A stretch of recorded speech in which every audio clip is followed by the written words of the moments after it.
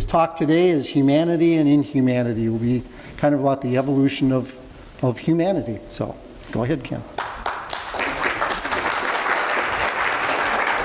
Oh, thank you. Well, humanity, that's going to be the talk of how we became the exalted species we are. There's never been another species like us, and mostly because of the big brain. And the second half is going to be on inhumanity, and that's how maybe the big brain has failed us a little bit. So, I'd like to develop this hour to John Scopes, who 100 years ago in 1925 was found guilty of and fined $100 for teaching evolution. And I want you to know that I have great faith in ICL audience, and you're prone to listen quietly, politely, and not shoot the speaker. But I'm going to pretend I'm giving this to a less enlightened audience because there's something in here to offend anybody that's unoffendable, and that would be evolution, religion, politics, human imperfection. And if anybody wishes to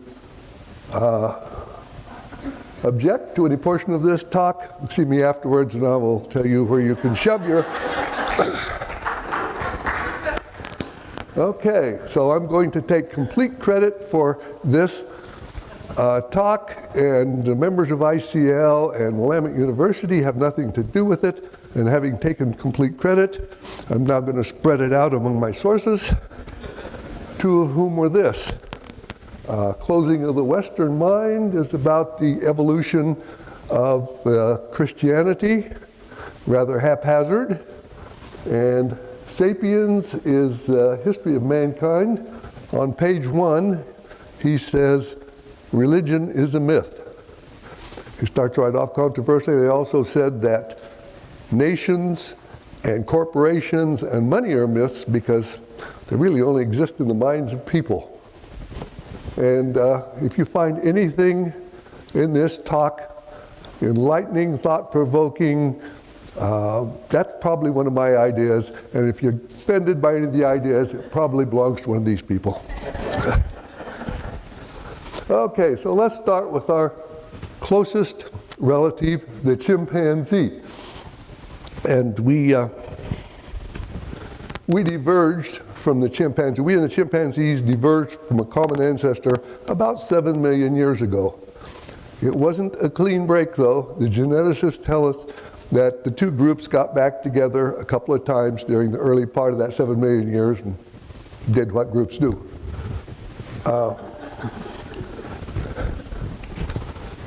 But at that, we share 98.8, almost 99% of our DNA with the chimps. That means the blueprint for building a human and the blueprint for building a chimp are almost 99% the same.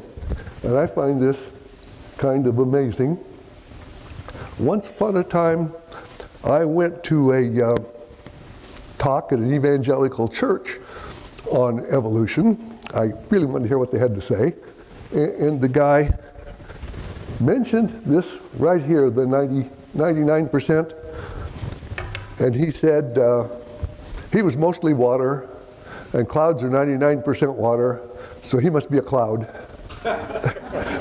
And the audience laughed, appreciative of the scathing put down of science. And I, of course, was appalled.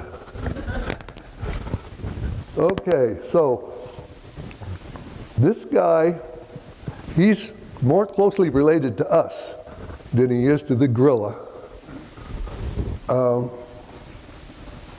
Now, I don't want you to think, I want to clear up a misperception. If you think I'm trying to tell you you are descended from an ape, that's not quite it.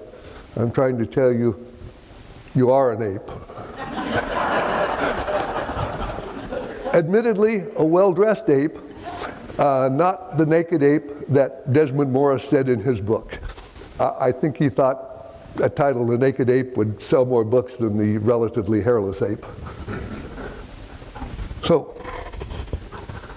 the chimpanzee has another group the bonobo right here, they split off afterwards.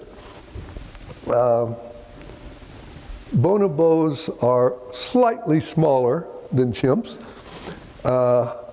And the main difference you can see is they part their hair differently. And the bonobos taken to wearing lipstick, although rather inexpertly.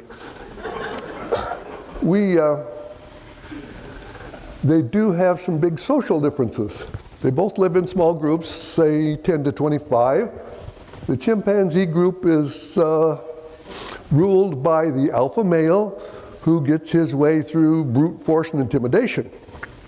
The bonobos are governed by a coalition of females who solve the problems with sex.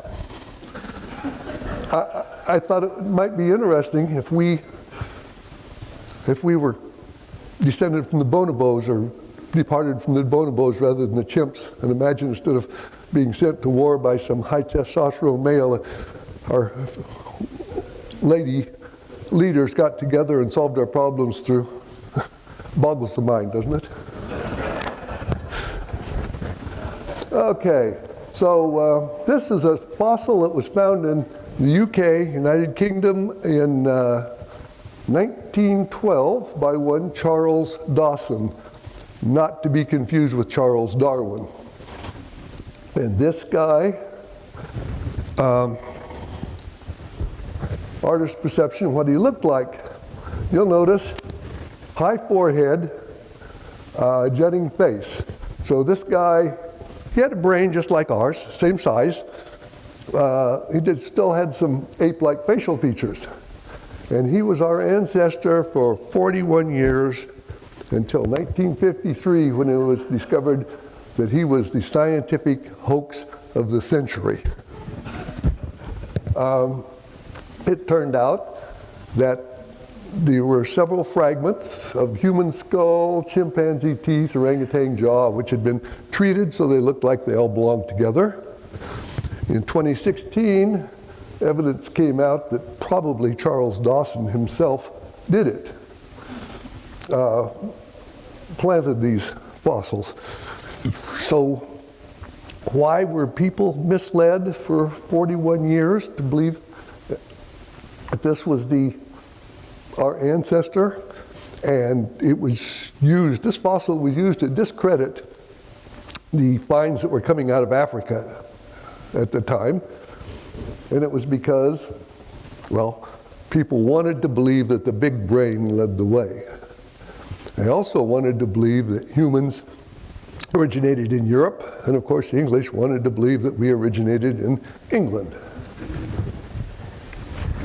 So here is our actual ancestor. This is Lucy. Lucy lived in Ethiopia, or what is now Ethiopia, and we have discovered in 1974, this fossil was discovered, they have 40% of it. Lucy lived 3,200,000 years ago.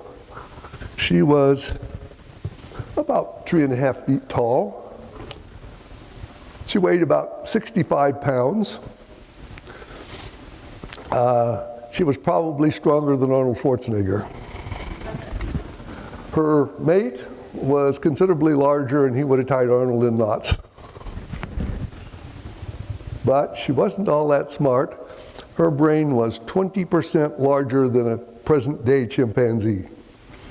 By comparison, our brain is 300% larger than a chimpanzee. And this is an artist's conception of what Lucy looked like. Take a good look at her because she might be your great 200,000 greats grandmother. Hi, Granny. And here's a slightly less complimentary picture of what Lucy would have looked like. So what was it that made Lucy not just another ape? We already seen it's not the brain. It's because Lucy was a hominin. She was bipedal. She walked on 2 legs, but she still climbed trees. Notice the long arms. As a matter of fact, the condition of her spine indicates that Lucy died in a fall, probably from a tree. So Lucy was bipedal, and that meant the first step toward becoming human was just that, a step. That was the first thing that delineated our species, and as a hiker and proud Schmeckanen, I find that rather endearing. And I can tell you from experience, you don't have to be a great thinker to be a hiker. Matter of fact, sometimes it's better if you don't think too much about it. So, why did we go bipedal? Why did we start walking on 2 feet, like this guy? Well, about that time that this was happening to our species, the climate in Africa was changing. It was becoming cooler and drier, and the tropical forests were giving way to savanna. And that meant our ancestors had to go from that group of trees to that group of trees. And it turned out to be better that they did that walking on 2 feet. The main theory is that when they did this, like this guy is, they could not only see where they were going, but they could look over the top of the grass and look for dangers. So our ancestors needed to get there, and this led to the evolution of the foot. Now, here are some early footprints of our ancestors. This was found by Mary Leakey in Africa, fossilized footprints from about the same time as Lucy. And some artists just decided what they looked like. There were our early ancestors leaving those footprints. I'm not sure he got this quite right. I think the female should have been a little smaller. So, pardon the pun, but chimp feet are handy. And that means, as you see in this picture over here, that they can grip. And you notice the big toe is really a thumb, and the ankle is very muscular. That's great foot for climbing. The human foot, these feet are made for walking, if I may be forgiven for paraphrasing Nancy Sinatra. You notice the thumb has turned into a toe, it's lined up, it's not sticking out. The ankles have gotten smaller. There's an arch in the foot for running. So these feet are made for running and walking instead of climbing. Now, it's been calculated that if some trait gives an individual a 2% chance of surviving, 2% better chance of surviving, eventually that trait will end up in the entire population. And that's what happened here. You've all heard the phrase, survival of the fittest. Well, the flip side of that is the demise of the not quite so adapted. So imagine our ancestors are going from that copse of woods to that little grove of woods, and they spot a leopard. They run for it. You know the old joke, you don't have to outrun the leopard, you just have to outrun your companion. It's not a joke. And their foot developed one lost foot race at a time, one lost companion at a time. By the way, this poor guy here, that's actual, his skull has been found, and it's in a museum, and it has that leopard's teeth marks where he dragged it up the tree. So keep this in mind every time I say evolution, every time anybody says evolution. Every small step in evolution was caused by the early demise of some poor individual who didn't have an inkling the role he was playing in the evolution of the species. So, these feet were made for walking, and that led us to a whole cascade of changes. And the first one would be shown by Michelangelo's picture, the painting, the Divine Spark. And right here is the central part of this.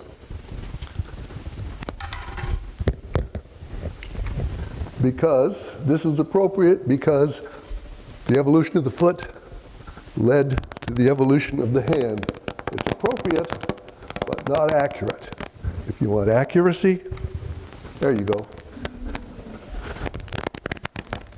So, now that we, that is our ancestors, were walking upright, our hands were free to carry things. Things like sticks and stones, or as I prefer to call them, tools. Imagine our great, etc. grandpa is walking along and he has to defend himself. Well, he's a lot more formidable if he's got this stick than he can be with just his hand. Plus, that's a tool. He can use it to dig tubers, which are edible, much more efficiently than he could scrape it out with his hand. He can use that to knock down high fruit. And our great, etc. grandmother may have carried this rock. Once again, if she has to defend herself, she can hit a lot harder with that rock in her hand. Better yet, she can throw that rock. That gives any predator some pause. Whoa, where'd that come from? Plus, that's a tool also. She can use it to break open nuts. She can use it to crack bones from scavenged animals to get the highly nutritious marrow out of the bones. And this led to the evolution of the hand. It doesn't show quite so well here as it does in this picture. You see, chimps' hands are evolved to climb like this. Ours are evolved, as you can see here, for gripping. And you try to teach a chimp to hold a pencil like this, like we all learned in the first grade, they can't do it. Their hands just aren't equipped to do things like this. It's a pretty amazing instrument. So, now that we, that is our ancestors, could carry tools, we discovered that, hey, if you chose a better stick and maybe honed the end, it's a better tool and it's a better weapon. And they also discovered that if they find a rock like this, they can use it, not only is it sharper for a weapon, but you can use it to cut stuff up. And this is really handy, this scavenged carcass I was talking about, they could cut chunks of it off and carry it someplace safer to consume. And now that we could carry tools, it discovered we could also carry food. And this was a great improvement because now you don't have to consume the food on the place you find it, you can carry it back. You could share it with your group. And this led to community commitment, not every chimp, every hominin for himself. And it also led to the first occupations. And the first occupation, as the old joke goes, wasn't prostitution. The first occupations were hunter and gatherer. And this also led to division by gender. The women were pretty much tied to the infants for biological reasons. And this, well, babies are notoriously poor hunters. So the men became the hunters and the women became the gatherers. And the gatherers probably brought in more food, but when the hunters were successful, it was highly prized because meat is more nutritious than most vegetable matter, and especially the fat. It's got more calories in it, more dense calories. And this is important for the development of the brain because your brain is a very energy-hungry organism. Your body is roughly 2% brain by weight, but that brain consumes 20% of the energy that you use. So we needed a source of calories to grow that big brain. And as the brain grows a little bigger, she becomes a more efficient gatherer because she can remember where the things were. She can tell her compatriots where the berries are, where the nuts are. And the hunters become more efficient too. Not only do they have better tools, but they can plan the hunt, and they can realize that this guy here, he's a better runner, so he can run out and chase the animals back to the ambush point, where this guy, the one with the big muscles, he's waiting with the spear.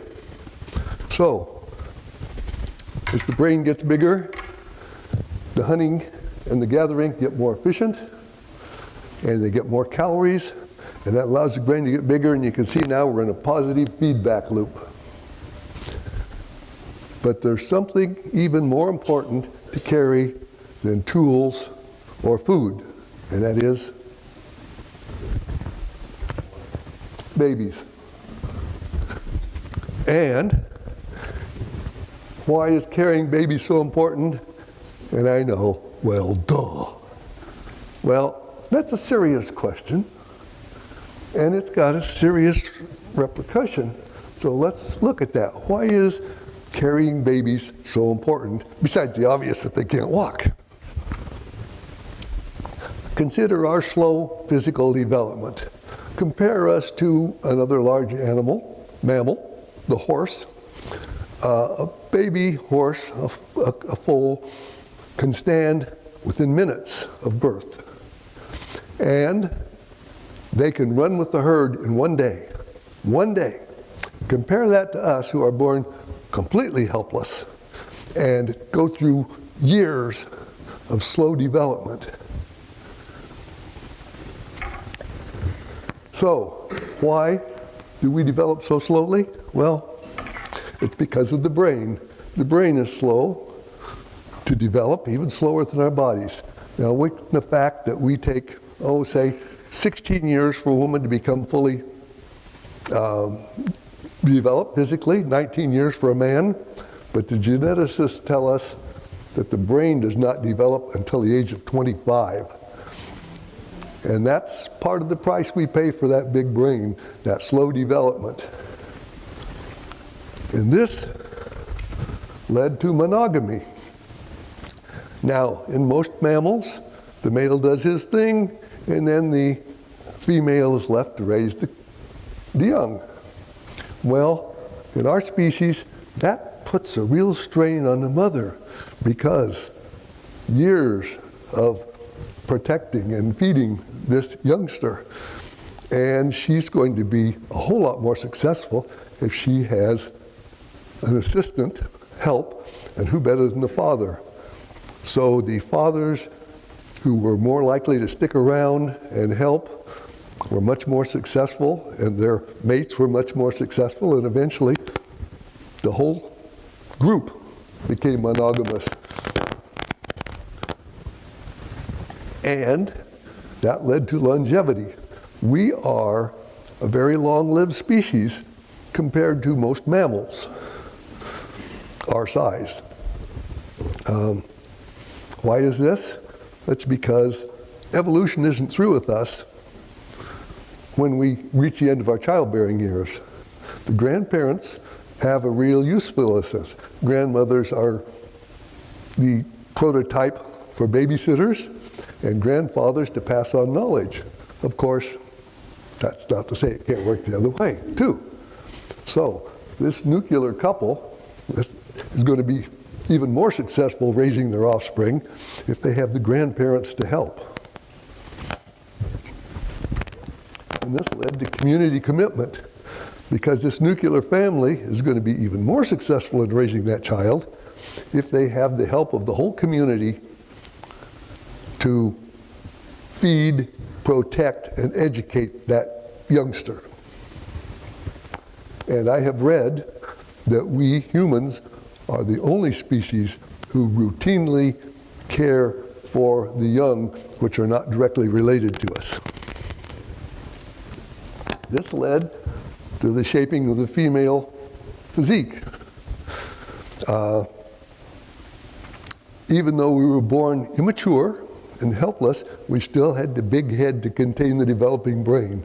And this meant the pelvis had to get wider, and women evolved wider pelvis just so they could give birth. And they had to care for this helpless youngster longer, so they developed bigger breasts. And this led to shaping the male preference. And the guys who were drawn to this type of a mate had more offspring who survived. And so that is why we guys are drawn to the hourglass figure. I'm sorry, ladies, it's genetic.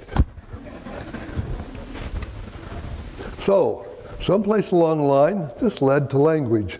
This is a very important development because we could pass along information, not only where the best place to forage is or how to hunt, but you can pass on how to make tools, things that your parents know. Every individual, every generation doesn't have to start over. They can build on the knowledge of the last generation. So, when did this happen? Well, obviously, after the brain started growing bigger, because it requires an awful lot of brain power just to manipulate and understand speech. There are fossil reasons, evidence, and genetic evidence that our early sapiens ancestors and the Neanderthals could both speak, although it's questioned whether the Neanderthals could speak to the extent we do or not. So how did this happen? Well, many mammals, animals for that matter, have certain auditory calls that they recognize. The most common one is danger. Might be another one, hey, there's food over here. And among the chimpanzees is one for, I'm angry, back off. And we just carried this a little further so we could discuss much more complicated things, which are useful. And this developed into a mode where we could actually we could make much wider range of sounds than almost any other species, certainly much more than the chimpanzees. That evolved just so we could use our language more efficiently. And all these things are happening in tandem, individually, and by 300,000 years ago, they led to this guy, our ancestor, the first Homo sapiens.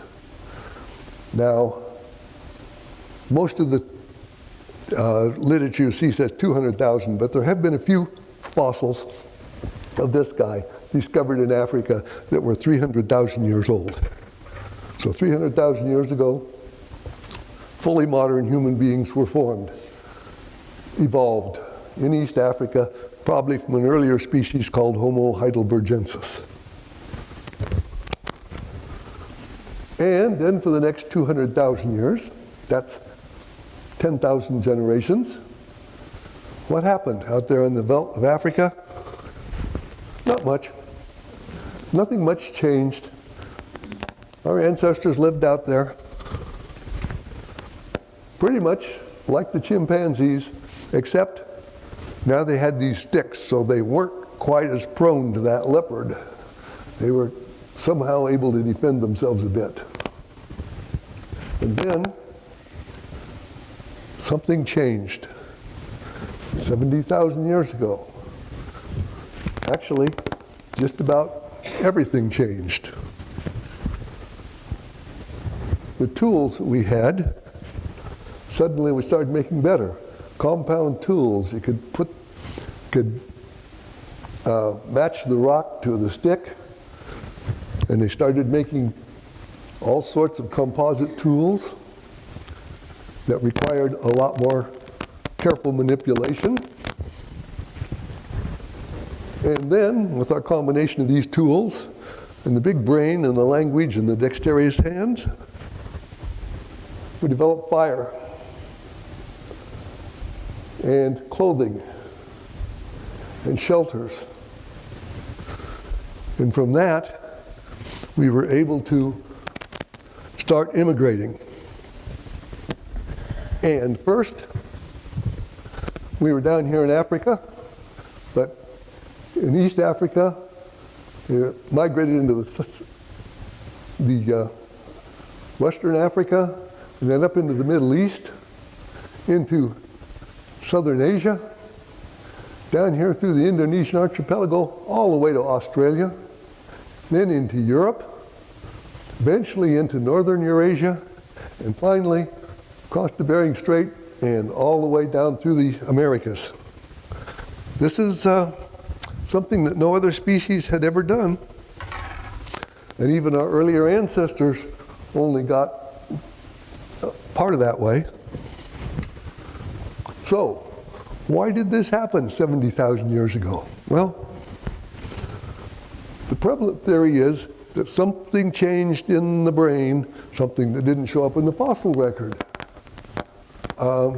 Some theorize that it might have had to do with our organization ability.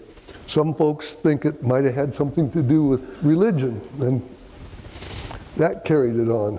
But what caused it? Well, we went through a bottleneck about 70,000 years ago. The bottleneck being our population was reduced down to a very few. The speculation is about 2,000 people, which means maybe 500 women of childbearing age. We almost went extinct. But the ones who made it through were the ones that were the best adapted. Probably the smartest. And what caused this bottleneck? Once again, probably it was Toba. Toba is a super volcano that went off in Sumatra, erupted in Sumatra 73,800 years ago.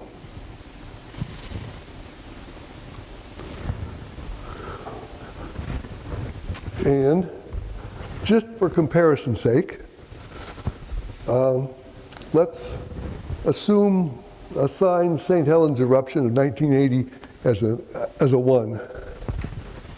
Now, that meant Vesuvius, which in 79 erupted and buried the cities of Pompeii and Herculaneum. That was a 3. Perhaps you've heard of Krakatoa, which went off in 83. That was an 18. That was out in the Pacific, and they actually heard that one in Europe. Then there was Tambora, 1815, late in the year. That would have been an 80, and it put enough dust in the atmosphere to make 1816 the year without a summer. And Toba was at 2,800. It was a biggie. It reduced Tambora to a molehill and St. Helens to a pimple. And that was probably what caused the bottleneck, which killed off all but the very smartest of our species. And so now we had this unique combination, the big brain, the language.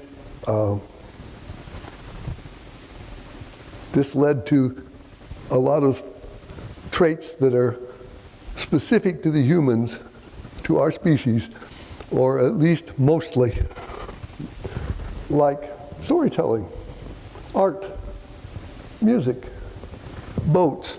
Boats were important because in the immigration, there were a lot of places where they had to cross bodies of water. Getting to Australia, they had to cross 65 miles of water. Agriculture. Oh, this is a real biggie, because when we developed agriculture, the family was much more, an individual was much more able to raise a family and stay in one spot. You could feed 50 to 100 times more people on the same plot of land as you could as a hunter-gatherer. And it meant that people didn't have to be nomadic, so they could begin accumulating things. They didn't have to take with them only what they could carry. And once they settled down, they developed writing. This is very important because now the knowledge doesn't have to be carried on in the brain. You can write it down for future generations. And we developed mathematics, probably so you could do inventories on these things, and it was useful in trading. 2 of these for 3 of those, whatever. And eventually, science, which is a useful device for chasing the knowledge and trying to find out, for instance, how we were formed. And so that takes us up to modern times. So let's just give a little thought to the use of brain versus brawn. And let's consider the African lion, the king of beasts. This guy weighs about 400 pounds. He can run 50 miles an hour. He has very impressive fangs and claws. And he's very strong. By the way, those muscles require a lot of energy. And now let's compare him to this guy, the Maasai warrior, who weighs about 170 pounds. He can run 10 miles an hour. He has no fangs or claws to speak of. And he's not particularly strong, certainly not compared to that lion. But he's got the big brain, which requires a lot of energy, just like the muscles. So now let's compare the two. The lion over there, he has all the advantages physically. But he's learned not to hunt this guy. Actually, learned is not quite the right term. He's evolved not to hunt that guy because his ancestors, who hunted this guy's ancestors, had a very high mortality rate. So generation by generation, that lion ancestors evolved not to see this guy as dinner. So maybe we should crown a new king. So let's consider brain versus brawn in our species. The earliest superhero that we know of was Gilgamesh. The story of Gilgamesh goes back about 5,000 years. It was translated in modern times in the 1870. The story was written on clay tablets in cuneiform language. The translation caused a bit of a problem in theology because some of the things that Gilgamesh did in his story were later incorporated into the Bible. Of course, later, the whole series of later Hercules, like superheroes, like Hercules, and our more modern ones like Superman and Wonder Woman, and of course, Spider-Man. Now, what do all these superheroes have in common? Well, they are super strong, or maybe super fast. But that's not what got us to the top of the heap. It was being smart. So the real superheroes are super smart. And let me give you 2 examples where smart carried the day. 1941, England. The Wehrmacht, the German army, was the best the world had ever seen, conquered all of Europe very short order. All that was left was England. All they had to do was get across the channel and it was all over. To do that, the German Air Force, Luftwaffe, had to attain air superiority. And it should have been no problem because they had a great preponderance of airplanes. All that stood between them and end of England was a few brave lads in their Spitfires. Now we know that those few brave lads prevailed. And not to take anything away from them, but they would have failed had it not been for the smart guys who invented, designed, built, and manned the chain home system, the very early radar, which allowed the RAF, the Royal Air Force, to vector their very slender forces to just the time and place they needed. And England was saved. 2 years later, England was once again at the crossroads. They were within a week of starvation, being starved into submission, because the U-boats, the German submarines, were sinking all their supply ships. And then in November of that year, the sailors of the Royal Navy and the US Navy turned the tables and started sinking those U-boats one at a time, hunting them down. And not to take anything away from those brave sailors, but they would have failed had it not been once again for the smart guys who shrank that radar down to the place where it could go on a ship, and then cut it down to sub-millimeter wavelengths where they could spot a periscope even in the darkest night or the thickest fog. And this leaves out the really geniuses who were in a place called Bletchley Park, who built the first computer and used it to break the unbreakable German Enigma code so they knew what the Germans were up to. So these are a couple of examples where the battle does not always go to the strong, but sometimes to the smart. Now, I've made it look like this was a straightforward evolution, but it wasn't. You can see here that we had a whole series of other hominid cousins along the way, all gone now. There were 32 that we know of, and here's a picture of some of them. All these guys were early candidates for us to be here. And who's left? Well, the woman and the child in the back representing us. 5 of these species actually existed the same time as our early ancestors. First one being Homo erectus. This was the first person that had a body plan, first species that had a body plan just like ours. Physically, he was just like us from here down. But as you might do this in the picture, he had a smaller brain. But he was the most successful hominid so far because they were around for 2 million years. Our species so far, 300,000. They did migrate to Europe, Eurasia, and they used fire, although not very expertly. They didn't build hearths and things like that. Then he was preceded by Homo heidelbergensis, who was pretty much the same, except they were a little more adapted to the cold and they had a bigger brain. And then, the most well-known, the Neanderthal. These guys were very stocky, very strong. They lived in Europe. Incidentally, they had the big muscles and a bigger brain than we have.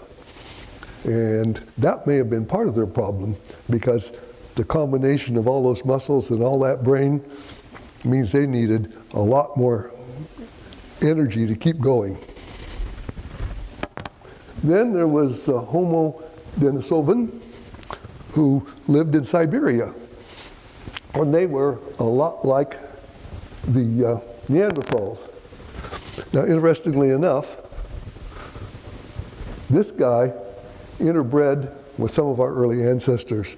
So all of us who aren't Africans carry a little bit, maybe 1, maybe 2%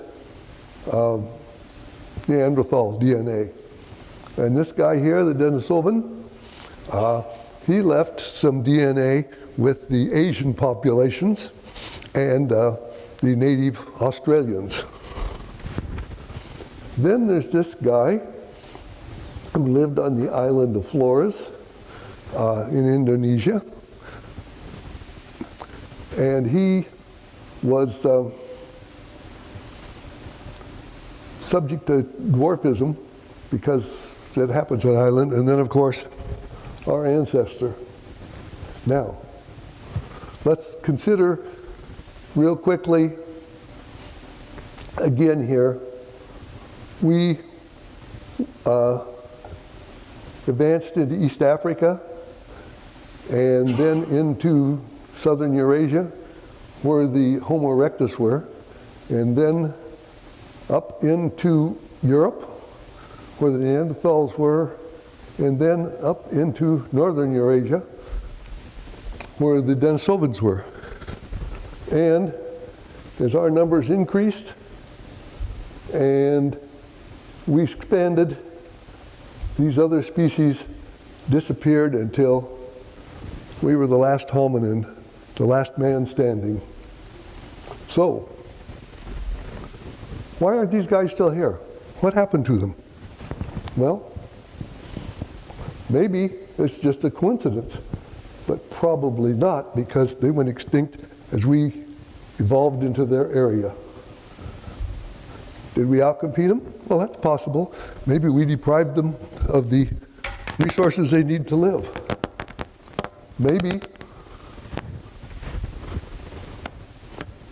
Yeah, maybe we absorbed them, possibly, but that would explain why there's only 1 or 2% there of their DNA in us.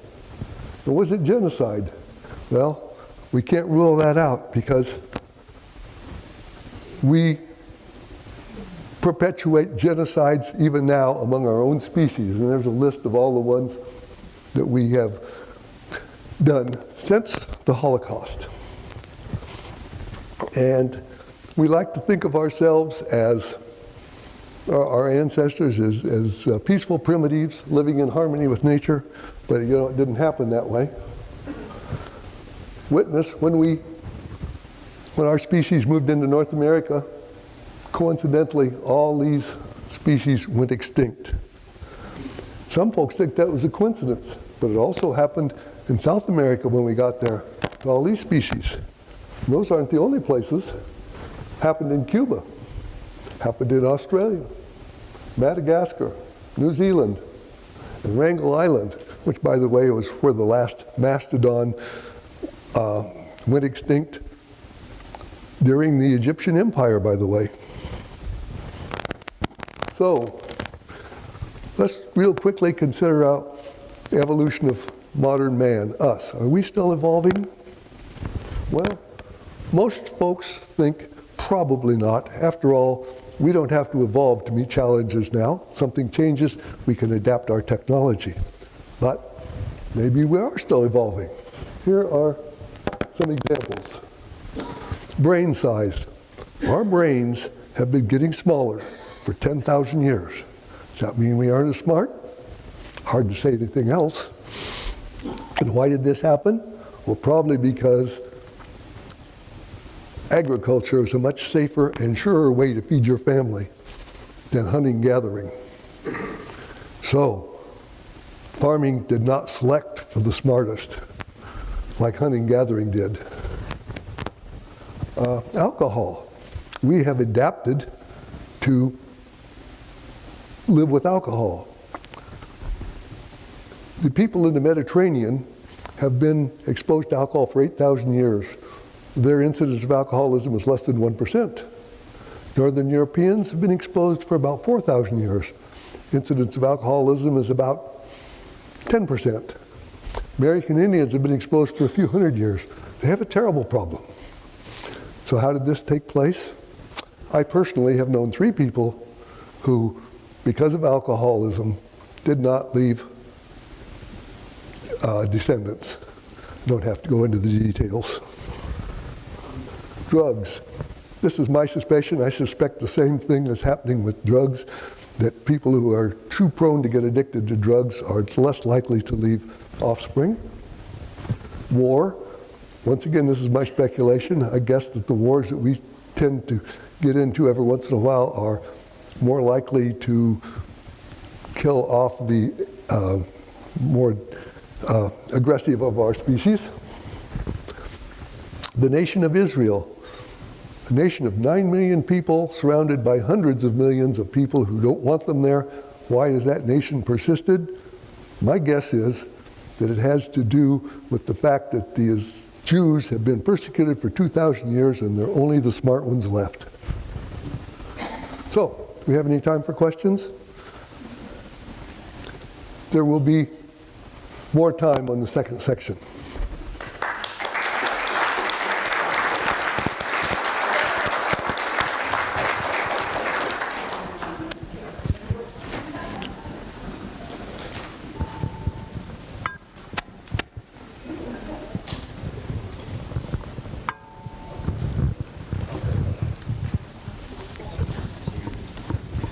Hi, I'm Bonnie. That's really great, thank you. I'm curious, and because I don't know that much about this topic, I'd always heard that fire allowed us to consume so many more calories more easily, more efficiently. And that led to a big boost for the brain. Has that been debunked now?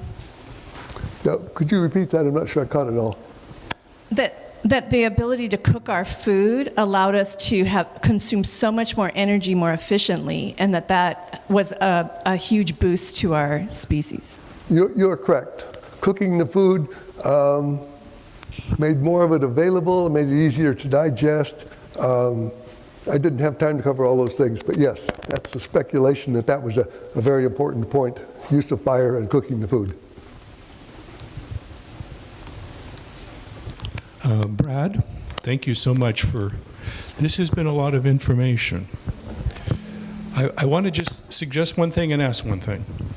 The bottleneck, getting out of the bottleneck, 2,000 people, because they were more intelligent than the other hundreds of thousands, I don't think so. I think it was the coincidence of location, weather patterns. It happened to be that their food didn't die. But anyway, my question is, given the preponderance of evidence for this theory, what do we say to people who say, no, God created humans?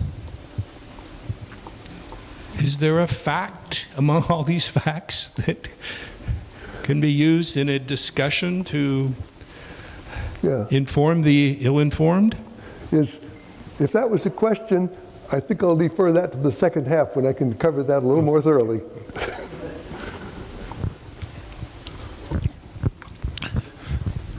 Hi, Ken. This is Bob. Always good. Your talks are always very entertaining and informative. We're just going to expand on the cooking of food. The drying of food also enabled the food to be carried, preserved and carried. So that was another development, probably coincidental with cooking. And the carrying, coincident, and it's in your illustration, they were able to make bags and other devices which enabled them to carry, which enabled them to find more food.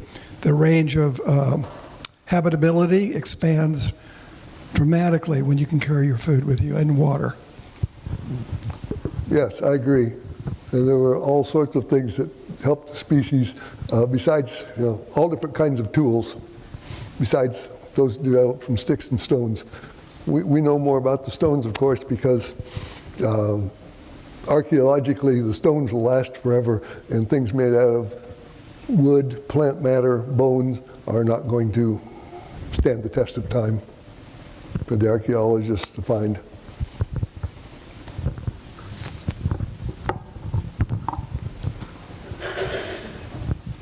Okay, I'll ask. Where was this supervolcano? What location on Earth? As if probably doesn't make much difference with something that big, but I don't remember ever hearing of that particular volcano before. So where was it? It was on the island of Sumatra, and currently it was such a big explosion that the site of the volcano is currently a large lake with the same name, Lake Toba. And no, it's not commonly known in the literature.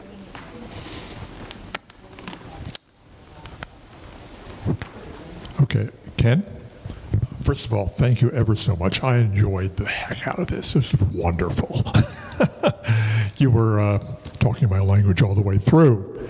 I guess my one question, or comment perhaps, is that I think through all of this, threaded through all of this, the evolution of human language is extremely important because in certain ways, it is fundamentally different from any other communication among any other animal because it's software-based rather than hardware-based. And what I mean by that is that there isn't any necessary genetic linkage between the sounds we make and what we're using those sounds to refer to. That's all entirely cultural. But I just wanted to, bring that up because that acts as also a feedback loop in all of these areas. But anyway, that's just one little piece I wanted to add. I agree with you 100%, and I'm sorry, Wayne, but I'm going to reserve the last question. I'm going to reserve the last question for me. If you could hold that, we'll have more time in the second one. Okay. And I'd like to comment on the next hour. This is a warning. If I have not offended you yet, I am going to try harder.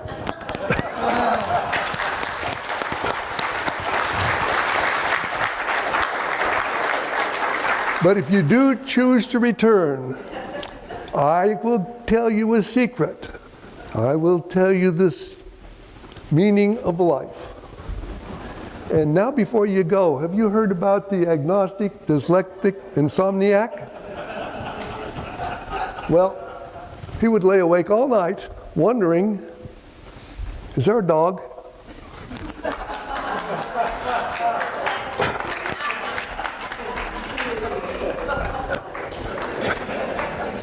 We'll reconvene at 11:10.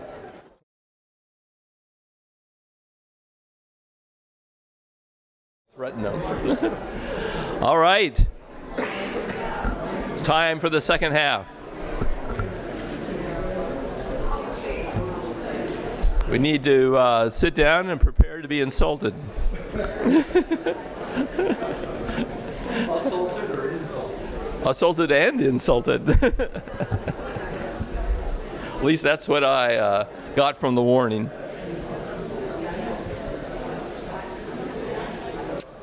All right, if we can take our seats.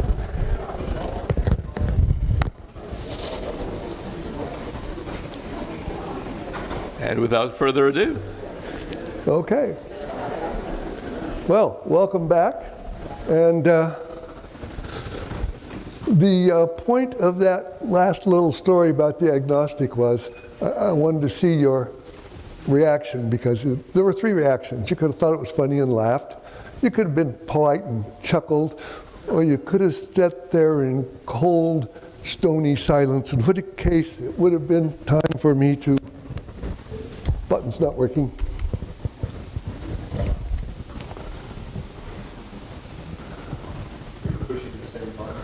I thought so, yeah.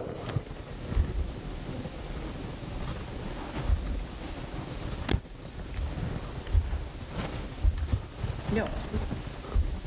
Oh, I'm sorry. I don't know. Let me just...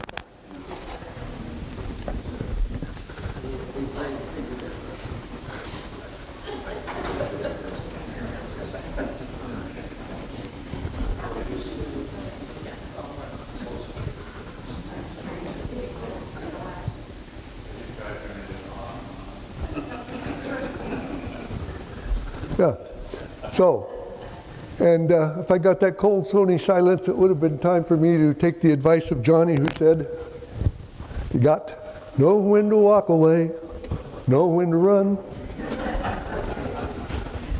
Okay, so I'm going to dedicate this hour to Catherine Morgan. Ms. Morgan was my high school English teacher who one day told us, that is my class, don't say I believe, say I think. At the time, I thought she was giving us English advice. Now I'm not so sure. Maybe Ms. Morgan was a sage and she was giving us life advice. Anyway, that being said, there are two types of people. Those who divide people into two types and those that don't. Now, I'm one of the former, so there are two types of people. Those that think and those that believe. And before we go any further, and since we're on an English teacher, I'd like to talk for just a minute about pronouns. And clear over there on the left is the one I really want to talk about, I. I have been told that I should not use the term I too much, or people will think that I am self-centered, and I believe that. But I do not see how I can get through this without using that, so I hope you will forgive me. By the way, have you ever wondered why I is the only pronoun that's capitalized? I have. Do you think maybe it's because I am the most important person, whoever I may be? Anyway, let's talk for a little bit about that big brain. And it's relative because elephants have bigger brains than we do, and whales have much bigger brains.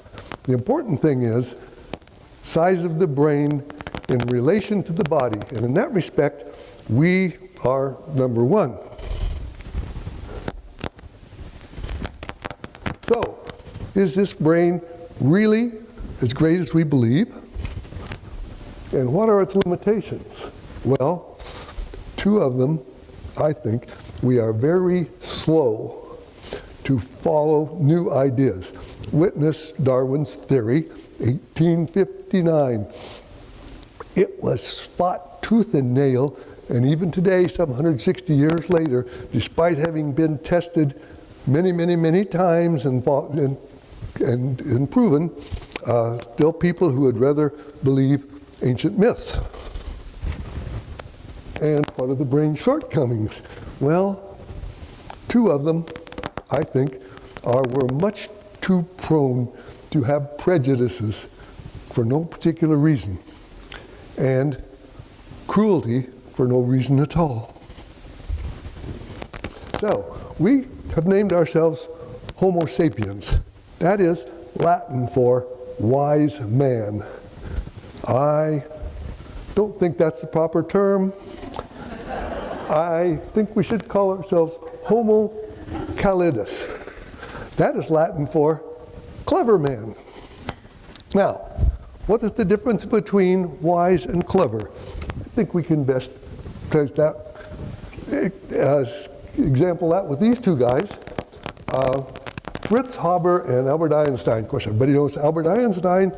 For those of you who were not here for the lecture, the most important person you never heard of, Fritz Haber, among other things, invented the Haber process. That is the process by which he took atmospheric nitrogen and turned it into nitrate, which could be used for fertilizer and, coincidentally, gunpowder.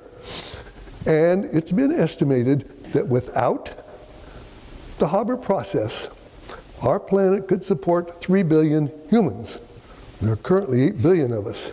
That means without this man's process, very likely you or your parents or your grandparents would have starved to death. So, 1914, these two guys, Haber and Einstein, were close friends. They were in Germany. As a matter of fact, they were both born in Germany. Einstein migrated as a youth to Switzerland and stayed there for a while, probably to avoid compulsory military service. But he came back to Germany after he made his reputation because Germany was arguably the most advanced country in the world at that point. They were scientists, of course, a physicist and a chemist. They were very smart. Matter of fact, these were the geniuses that geniuses looked up to. And they were, coincidentally, Jewish. Now, in 1914, Europe, along with Germany, were sliding into World War I. Einstein said, "It's a bad idea, don't do it." Haber said, "I can use my chemical expertise to help my beloved country."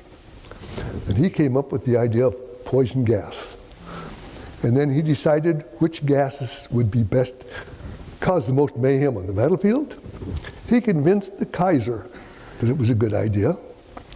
He developed a dispersal mechanism, and he advised on the battlefield in their use.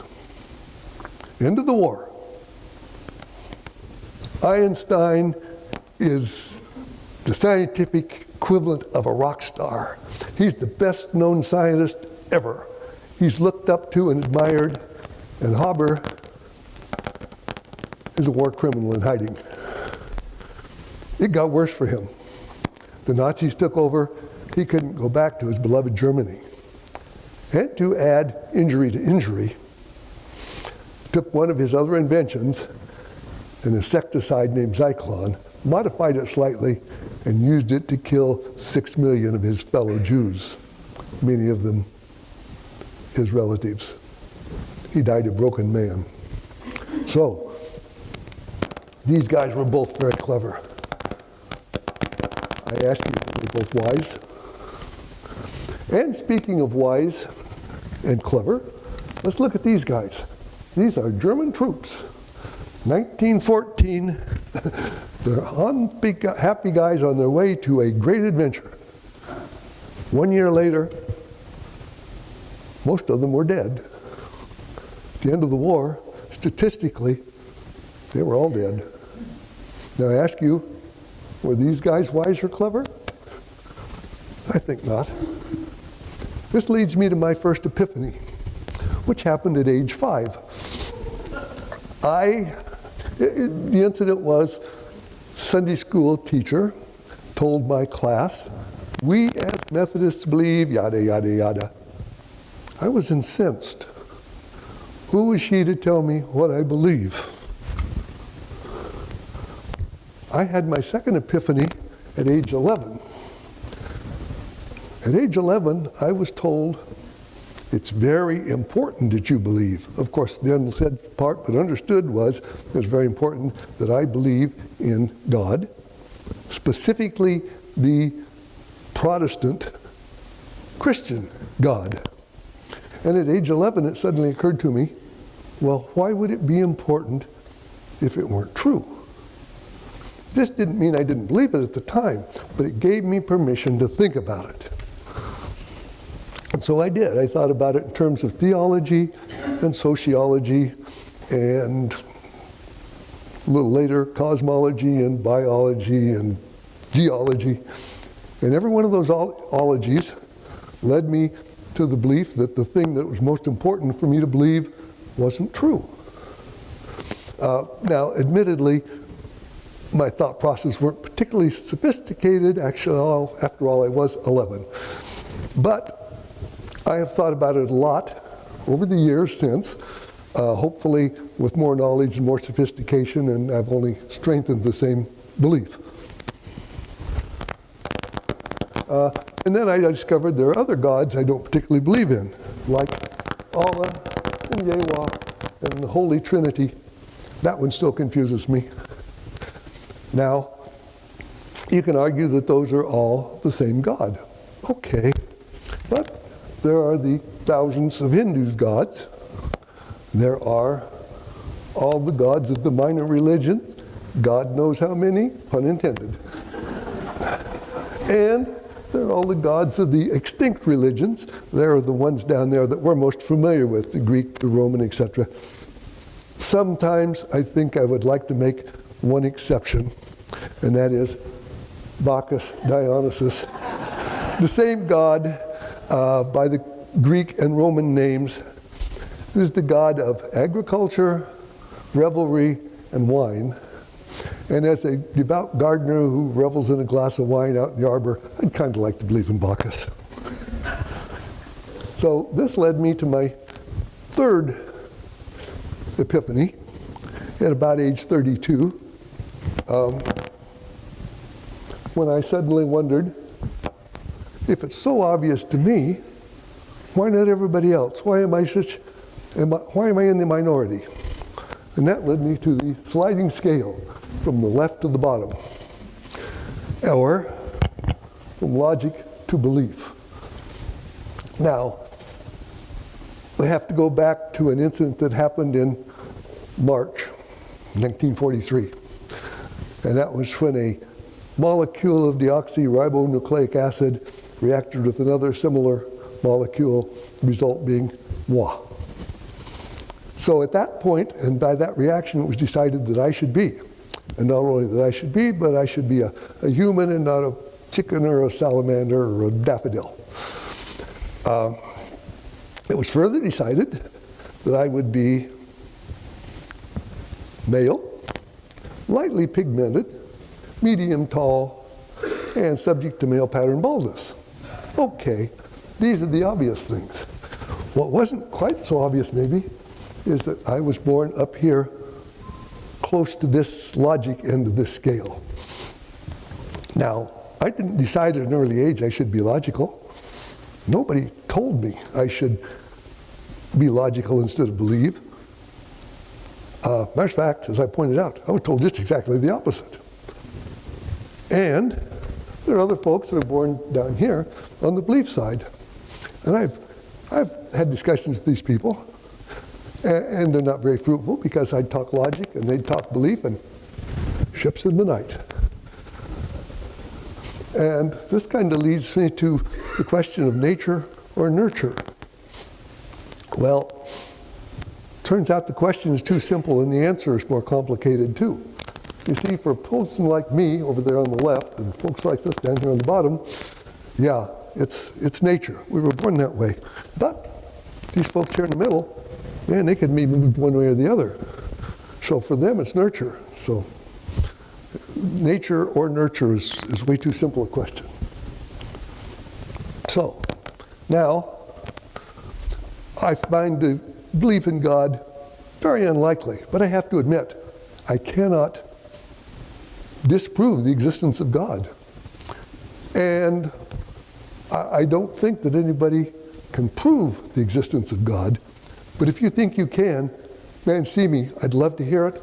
I'll buy tea and scones, beer and pretzels, champagne and caviar, if that's what it takes. I'd love to hear it. So, while I find the existence of God unlikely, but not unprovable, not provable, I think we can say the virgin birth of Jesus is probably a non-starter. Nowadays, if some woman were to become pregnant and say she were not impregnated, we would tend to disbelieve that. And if the result were a male, well, that just not going to happen because there's a little matter of the Y chromosome. So, religious people could say, well, it was a miracle. Okay. But did it ever occur to you that religion is the only discipline where miracles are routinely accepted? Suppose, like in science,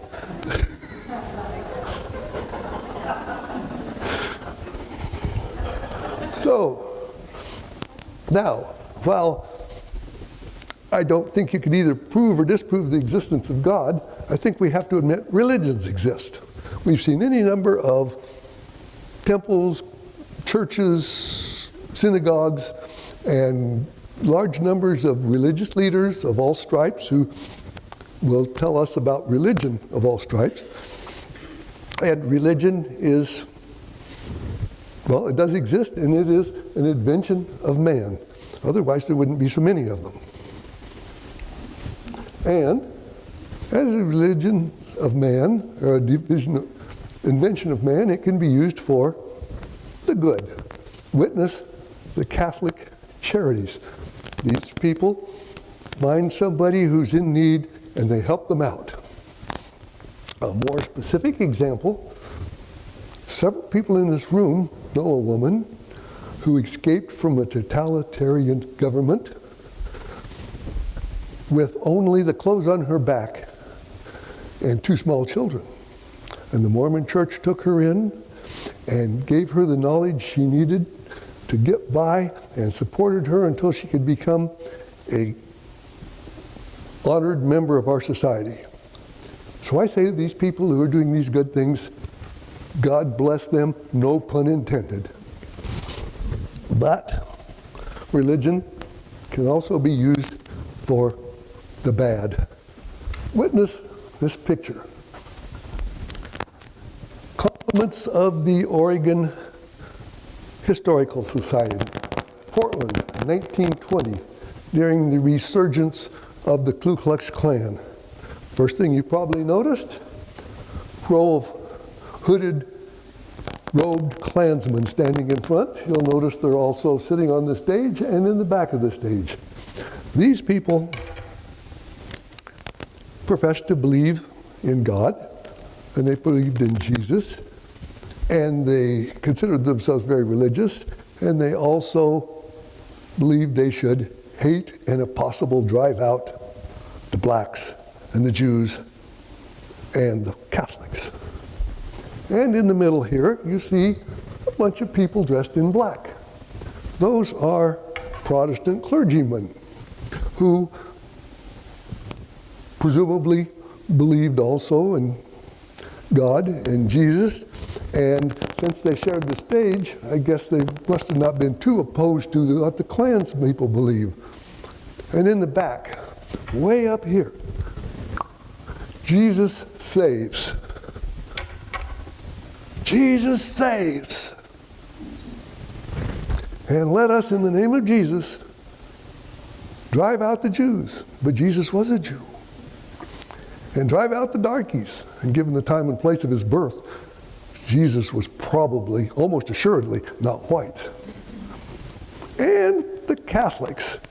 Well, the Catholic Church was founded in Jesus' name. Well, I maintain that prejudice and hatred do not recognize irony. I got this picture from a book called Fever in the Heartland. And it said in there that some people got very wealthy selling all these people bed sheets and the right to hate their neighbors. This was a cult. You know, there are 2 rules to a cult. Rule number 1, the leader is always right. Rule number 2, if the leader is wrong, see rule number 1. Now maybe you recognize these guys. These were charismatic religious leaders.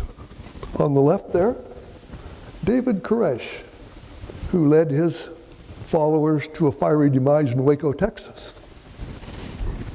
And this one, Jim Jones, who led his followers to drink the cyanide-laced Kool-Aid. Well, I maintain that religion can be used for the bad. Now, at age 45, approximately, I had another epiphany, this one not related to religion. I knew a person who ever so often would get exceedingly angry at friends, co-workers, even casual acquaintances, completely ruin the relationship. And these people would ask, what have I done? Why is this person angry at me? And I thought about that for quite a while. And the reason I came up with is, there was no reason. They didn't do anything wrong. The human mind is a varied thing, and sometimes it does things that are inexplicable and not in the interest of the owner of that brain.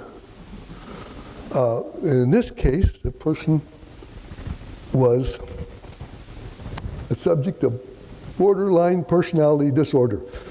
This is an actual diagnosed term used in psychology. It means that these people can function well enough to get by in society, but do things not to their own advantage.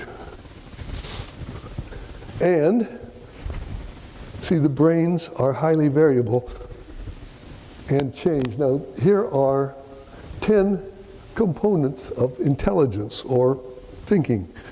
There are probably a few more if you want to think about it. And we're all on a sliding scale on all of those. Now, my own personal analysis is the two I'm weakest in, memory and charisma. I don't think I'm particularly good at those. The one I think I'm best at is right up here, mental flexibility. Definition of mental flexibility: the ability to adapt one's belief when presented with a well-reasoned argument or a fact. And there are many people who, no matter how many facts you give them, how many good arguments you give them, cannot change their mind. Another thing I think I'm fairly well at, once again, this is my estimation, you don't have to believe with it, critical thinking. And critical thinking is the ability to question, or at least suspect, unreasonable assertions. And interestingly enough, this one has to do with believing, and this one has to do with questioning, and the people who are particularly poor on one seem to be particularly poor on both of them. See, like I said, we're all on a sliding scale on all of those attributes. There are 8 billion human brains on the planet currently, and they're like snowflakes in that no two of them are the same. And that is why we have hippies and business execs. That is why we have philanthropists and thieves. That's why we have geniuses and dunces. That is why we have Adolf Hitler and Mother Teresa. Now, out of the frying pan into the fire, or from religion to politics.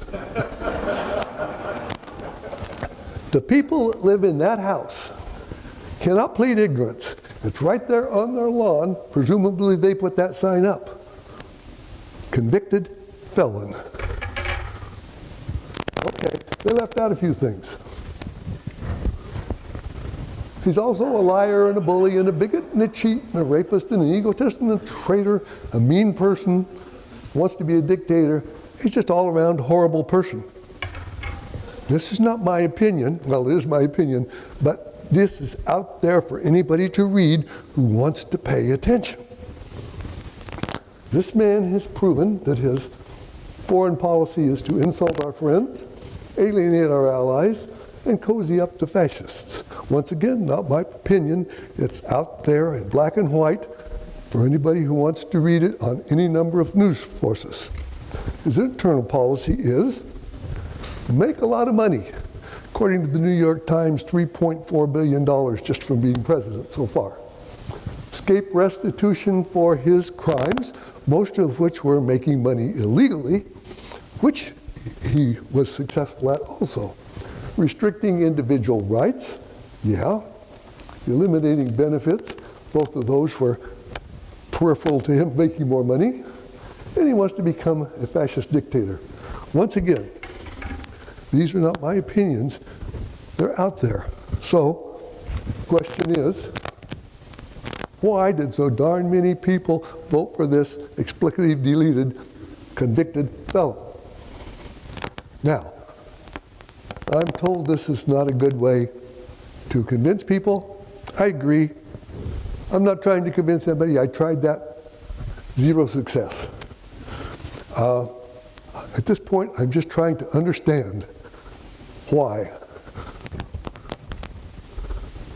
And part of that is, has the GOP, the grand old party, the Republican Party, become a cult? Remember the two rules. So, let's get back right down to it. Why did people vote for Trump? I'm really trying to understand this. I really have struggled with it. And, excluding the obvious, the two that I do understand, single issue voters, okay, guns and abortion, those people, if that's their single issue, they're going to vote Republican no matter what. And the hateful, the white supremacists, they know that Trump's their guy. So I think I understand these two. What about the other people? Well, once again, this is my opinion. I think it might be because they're prejudiced. It might be because they're gullible. It might be because they're ignorant. There's the hypermasculinity. There are apparently a bunch of young men who think that being a loudmouth bully is masculine. Could be following a misguided religion, or maybe they're just plain stupid. Actually, all of these things up above here could be, to some extent, plain by stupidity. Okay. Once again, these things are my opinions, and they are negative things. The people that voted for Trump probably don't think of themselves in negative terms. So, why did they vote for Trump? I asked people this question, and this is a direct answer. One of the direct answers I got. Oh, I'm concerned about the murders and rapists flooding across the border. Disregarding the fact that immigrants tend to commit less crimes than the native born. Other people told me, I vote for the policies, not the man. I could talk for a whole hour on that subject. And the one that I got the most from, and this is not a direct quote, but others, it goes something like, those others, the Democrats, the liberals, are taking away my hard-earned money and giving it to those folks who won't work. I got a lot of those. I asked some other people, are you concerned that we have a rapist and a felon for president? Honest to God, the answer was, no, not a bit. But I wouldn't want him for my neighbor. Another one, this one kind of got to me. Well, they'd shift a little bit uncomfortably and say, well, he's better than the other guy. Witness the fact that the other guy was 10 or 12 people in the Republican Party, and then one person ran against the Democratic, and some of those guys were gals. So, I did try to argue with people, and my main argument went this. This election is not about your political party, it's not about your political ideology, it's about preserving democracy. And the results I got were, it's just 4 years. I hope. And this one really got to me. Smiled at me and said, you liberals are just crapping in your pants. It's a game, we're winning. I think some of these people have drank the Kool-Aid. So, my conclusion of all this, why do people vote for Trump? Good people. Well, can it be this simple? This goes back to my first epiphany. We as conservative Republicans believe whatever lie we're told. So, at 60, roughly, I had my fifth and so far last epiphany. You don't have to sit through anymore. And that is that we are animals. We were once wild animals. We have self-domesticated ourselves. It's been a long, slow process. We call it civilization. I once had a evangelical preacher who was a neighbor, and one time over the back fence we were discussing something, and I said, in all innocence, something about the human animal. And he informed me very indignantly that he was not an animal. There are times when it's best just keep your mouth shut. I've never been very good at recognizing those times. So I asked him if he was a vegetable or a mineral. we didn't talk much after that, as I recall. So, we were once wild animals, wild beasts, as depicted by this beastly looking fella here. And the wild animals are prone to unregulated emotions, such as lust, anger, greed, prejudice, fear of the other. Now, by our civilization, we have tamped these things down a little bit. We've become civilized. And I'd like to give you a few things that we've given up as proof of, that give you this list as proof of our civilization. There are others. We've given up human sacrifice. Well, that's pretty uncivilized. We have given up slavery for the most part. This one's closest in history that we can really recognize it. See, the English outlawed slavery 1805. A few years after that, Western Europe followed. Took us another 60 years in a terrible war. Slavery persisted in Brazil until 1890, China, 1910, Saudi Arabia, 1965, Sudan, still going on.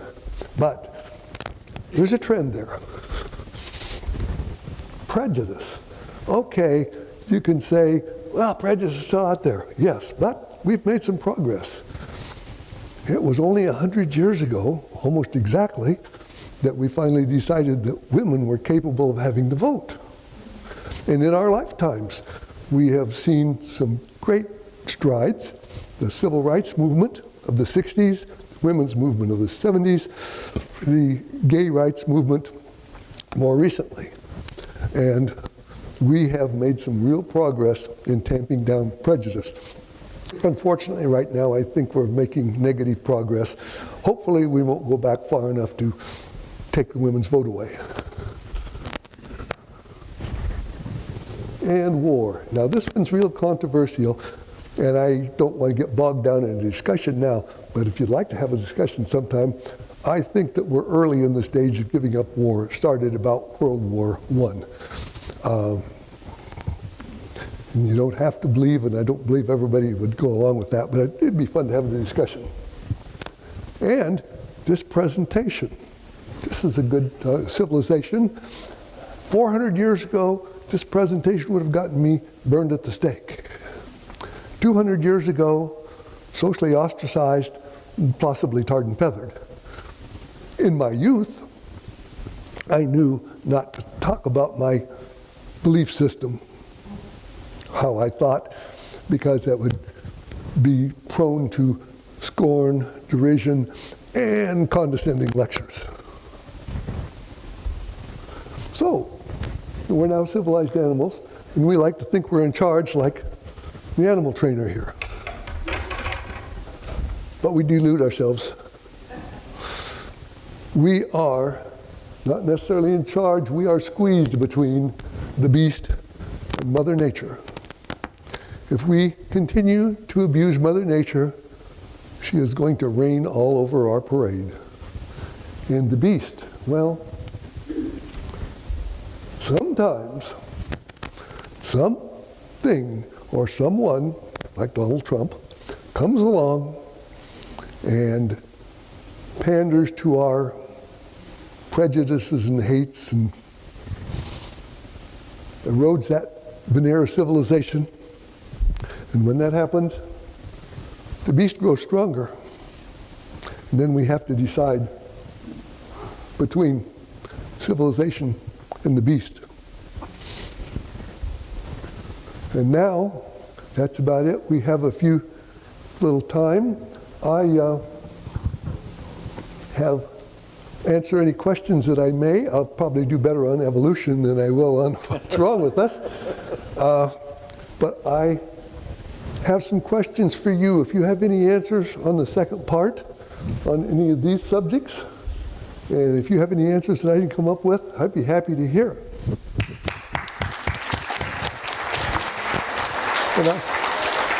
I think Wayne is first.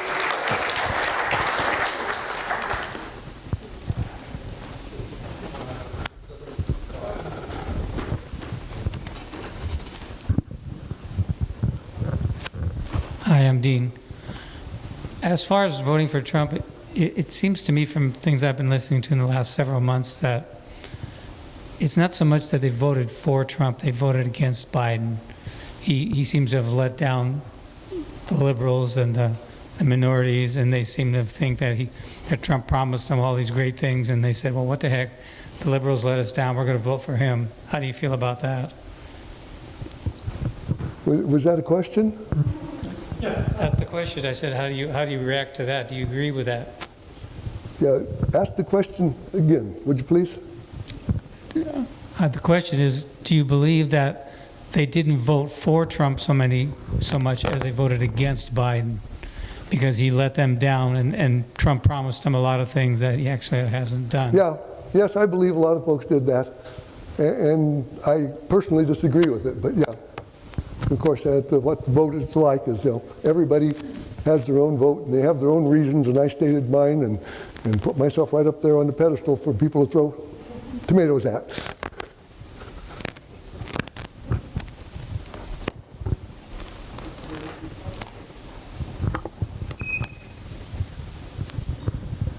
Okay. Thank you again, Ken. You were speaking my language again. I guess my question is that, when you're talking about religion, it occurred to me many years ago, I wanted to see what you think of this, that you can pretty much divide everybody in the world who is religious in one way or another into two categories, which I call the fundamentalists and the latitudinarians. And the real difference is that the fundamentalists are those who say it's true because I believe it. And if you don't agree with me, then you're not one of us, and therefore you're going to hell. I mean, that's the basic fundamental. And the latitudinarians are the ones who distinguish between faith and belief, and I count myself in the latter category. Beliefs are as individual as fingerprints. What you believe is entirely based on your own upbringing, on your own, priorities. Everything else that makes us unique is also what determines what we choose to believe. But as I see it, faith is what we all have in common, and it's not. It can't be boiled down to a proposition like a belief. It's rather more intuitive. Faith is basically acceptance of the mystery of life, period. And within that frame of reference, you can still be deeply religious or spiritual in the sense of feeling a sense of awe without pinning that on any one ideology. Anyway, any thoughts on that? If that was a question, I agree with you. Okay.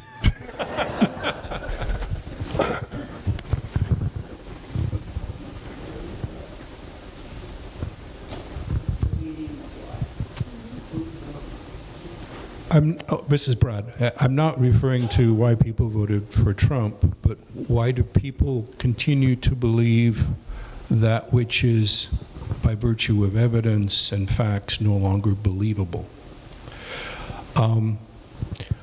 Let's take Darwin's theory of evolution by natural selection.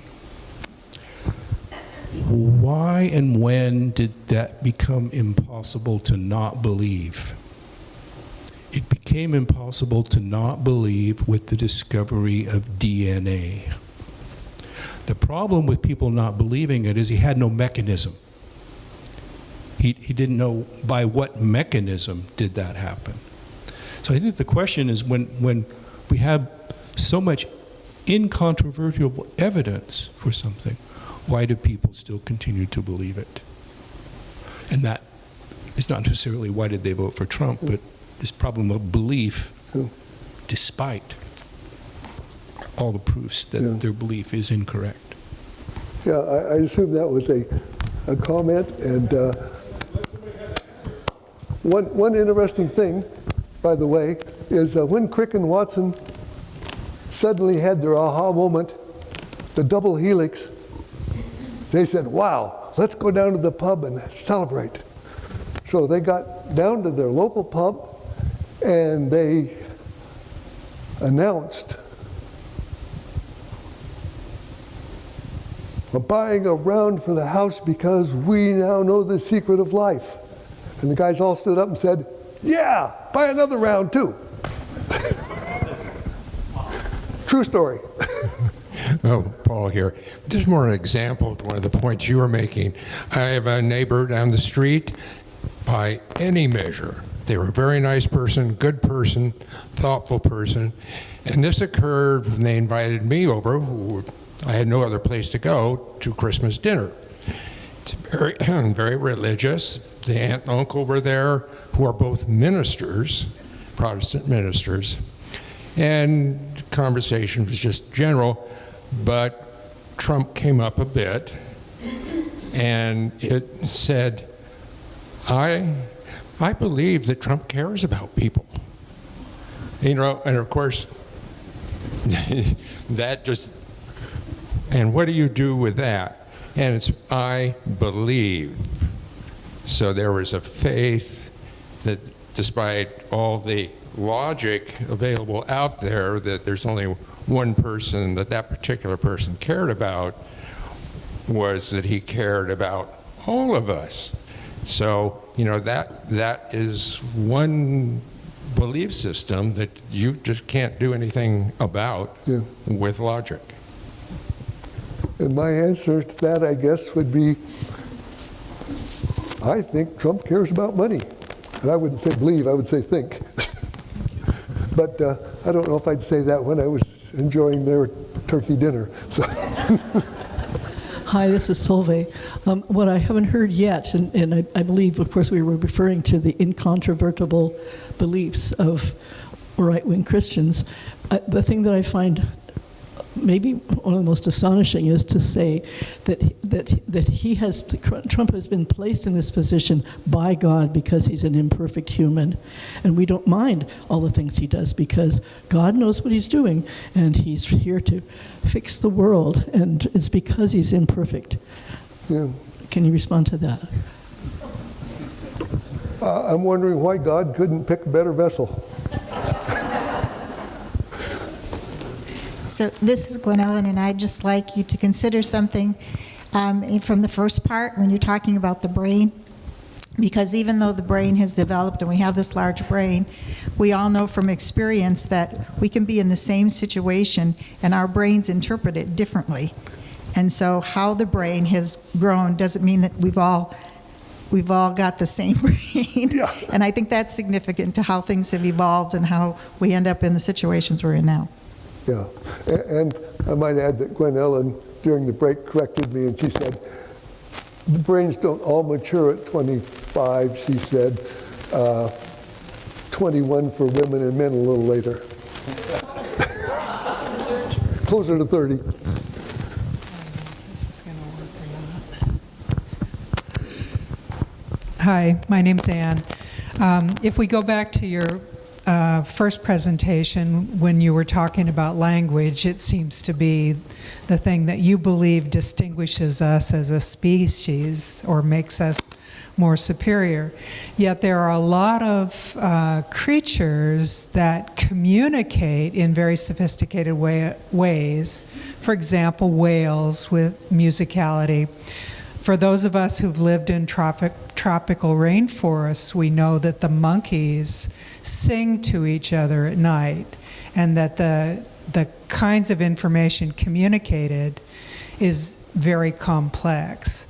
So my question is, are our concerns about our own internal issues actually very small compared to the larger community of all the creatures on Earth? Yes.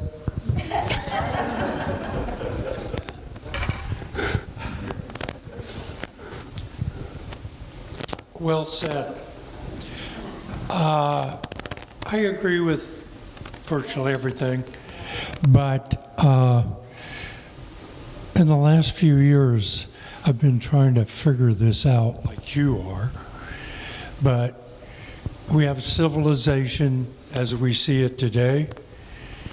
But genetically, have we evolved from the last 300,000 years as Homo sapiens? And is that the difficulty we're having with this new lifestyle?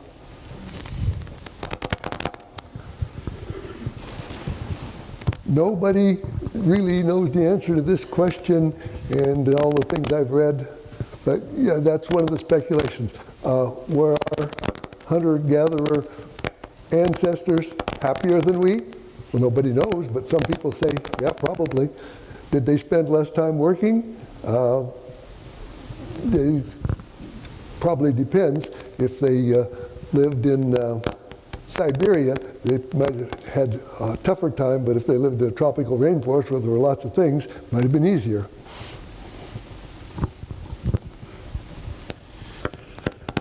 Hi, Ken. Bob again.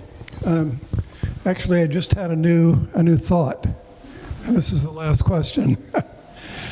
And the thought is this. I'll put it in the form of a question. Is it possible that civilization has made it possible for human beings to survive by adaptation through civilization, and as a consequence we have not evolved biologically regarding our temperament and our behavioral dispositions? Or to put it another way, we have a lot of behavior that is no longer helpful in the world we're living in, that was helpful in the world we came from, which was the animal world. And that civilization is providing a means of continuing to survive, but without any real change in our disposition. And as a consequence, we have a wide variety of responses to information, to facts, to skepticism and things like that. Why don't you give that talk next year? I'm reserving the last question for myself, and I said I would do it. What is the meaning of life? Well, like it or not, the answer is life has no meaning. Life as we know it, and as undoubtedly exists anywhere else that it may in the cosmos, is the end result, not the end result, but the current result of 14 billion years of an incredibly large number of chance circumstances involving biology and geology and history, not history, cosmology, physics, and with so many possibilities that it could have gone another direction at any stage along life, and life might have been entirely different. There might have been intelligent spiders, there might have been no intelligent life, there might have been no life at all on Earth. Earth might not even have existed. So given the sheer randomness of what happened, life can't have a meaning, but I maintain that life does have a purpose. And the purpose of life is living. And that's either very trite or incredibly profound, depending on how you want to take it. But I maintain that life has a purpose, and the purpose of life is living it well, and you live it well by being happy. How do you be happy? Avoid those who aggravate you. Surround yourself by people who are nice to you. How do you make people nice to you? Be kind to them. So if you take nothing else away from this today, remember this. Be kind to those around you, especially me.